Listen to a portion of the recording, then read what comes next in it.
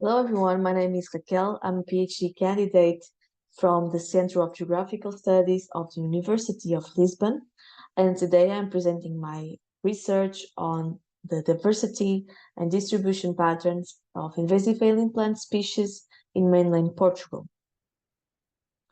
Nowadays, we know that in mainland Portugal there are about 700 alien plants, and more than 100 species are considered invasive according to the Portuguese law and also according to the European Union regulation.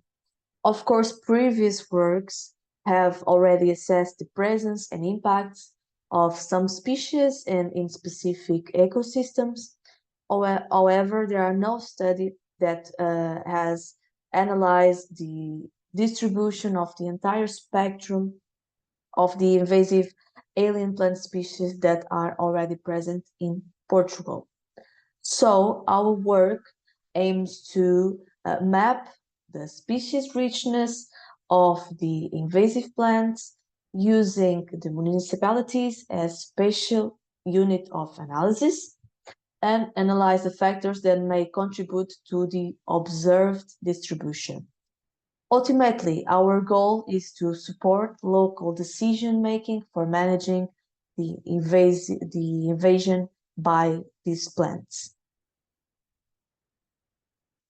First, we start to create an invasive plants database, and we select the species to study based on the Portuguese Decree Law 92 of 2019, and also based on the European Union Concern List, the European Regulation 1143 of 2014, and we select species that are present only in mainland Portugal. So our dataset contains occurrence records of 96 invasive plant species, and we collect the data from several sources, namely the Global Biodiversity Information Facility, iNaturalist, PlantNet, FloraOne, that is a Portuguese platform that contains information for only the Portuguese flora. We had information from articles, master and doctoral theses, and also of our own data and data from contributors that we think a lot in advance. Then we mapped the invasive plant richness based on this data set, which means that we calculated the total number of invasive plant species in each municipality. Second, we perform a kappa-means clustering analysis to identify potential groups of species that exhibit similar distributions based on their distribution characteristics, namely the total number of municipalities where they are present, the medium and interquartile range of the distance to the coast, and also the latitudes of the municipalities where they are present. And finally, we selected spatial drivers of invasive plant richness and model them. We first start with a set with 30 variables that represent environmental, human factors, and proxies for observation effort. And after the multicollinearity test, only 17 explanatory variables remain, as we can see in these tables.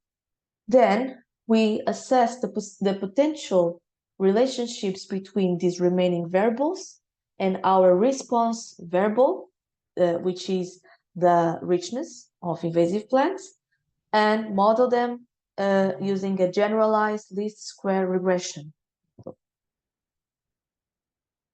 So our results show that the richness of invasive plant species in the Portuguese municipalities is higher in the coastal municipalities in general, but in particular in the municipalities that cover major urban centers,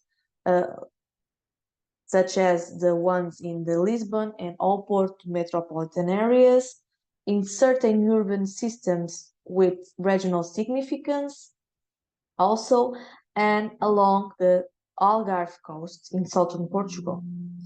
On the other hand, the lower richness was found in the municipalities of the northeastern Portugal, and also in some municipalities of central and inland of the Alentejo region.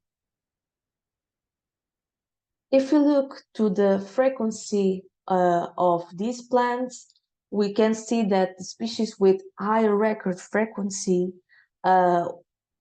which means they are the species with wider distribution along mainland Portugal, are mainly grasses and herbs, and also trees and shrubs. And on the other hand, the species with lower record frequency are mainly aquatic plants and also grasses and herbs. And we can see that 4 of them are only recorded in one municipality until now. The 𝐃𝐢𝐯 clustering analysis allowed us to identify 4 main patterns of distribution. The first group or the first pattern are the moderately widespread species, such as the castor bean.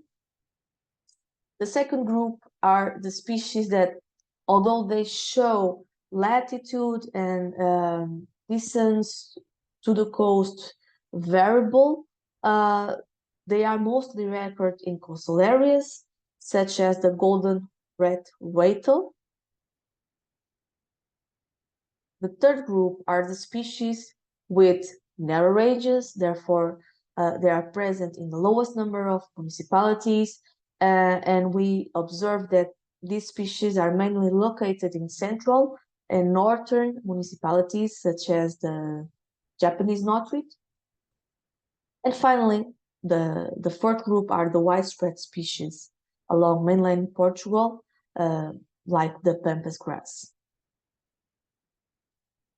Our model allowed to identify the significant drivers of richness, and we can see that coastal municipalities with higher areas and with higher accessibilities show higher total number of invasive plants.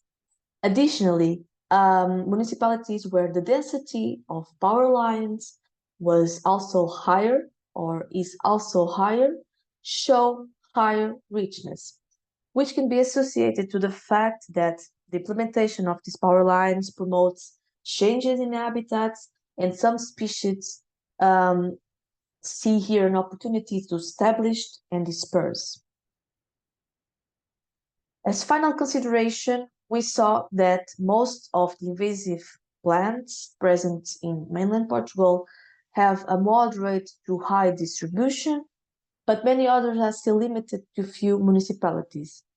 This can be associated or influenced by the existing data, which can be potentially incomplete, for example, because there are species that are lesser known or lesser recognized in the field, therefore they are lesser sampled or recorded.